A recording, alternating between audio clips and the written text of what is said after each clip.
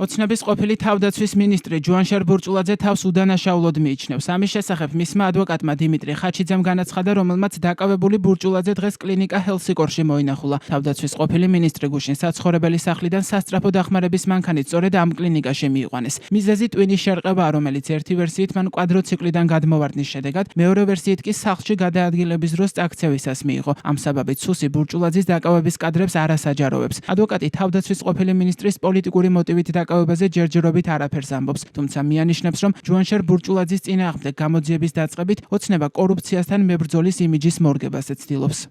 ჯუანშარ ბურჭულაძის დაკავებასთან დაკავშირებით პირველი კომენტარები კეთდება ქართულ ოცნებაში. ივანიშვილის თანაპარტიელები ამბობენ, რომ ყოფილი თანაგუნდელის დაკავება მათთვის გულდასაწყვეტია. მათი თქმით, სიმართლე გამოძიებამ უნდა დაადგინოს. გამოძიება ყველაფერს დაადგენს, ჩემთვის ახლა ადამიანურად თქონდა არასასიამოვნოა და გულდასაწყვეტია, როდესაც ყოფილ თანაგუნდელს აკავებენ. ან კიდევ უფრო მეტად მძიმე არის ის, როდესაც იმ ხარებაში, როდესაც მთელი გუნდი და განსაკუთრებულად პირდაპირ უნდა ვთქვა, რომ ზინა ივანიშვილმა ყველაფერი გადადო გვერდით. არის ძალიან დიდი ზეწოლის ქვეშ, უამრავი შანტაჟი, შეურაცხყოფა, მუხარები.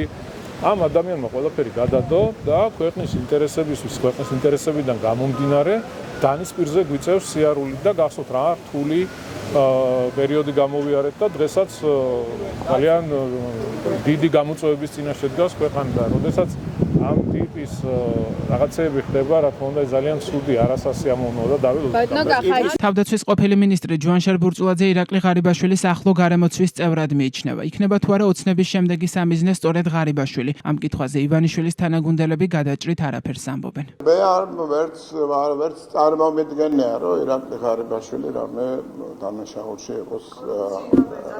დანაშაულში იყოს დახოვული. ირაკლი ღარიბაშვილს ვიცნობ დიდი ხანია, ახალგაზრდა იყო, საკმაოდ შეძლებული, თვითონაც თავისი ოჯახით საკმაოდ ისეთ სერიოზული შემოსავლით, ასე რომ ძალიან გამიკვირდება, ვერც უშვებ იმას, რომ შეიძლება რამე კორუფციულ სისტემაში იყოს ჩართული. საერთოდ არის ეგეთი ფორმულა, რომ არაფერი არ უნდა გამორიცხო ამ ცხოვრებაში, მაგრამ ადამიანები ვართ, ჩვენი სისუსტეებიც გვაქვს და შეიძლება გამორიცხო კიდევაც.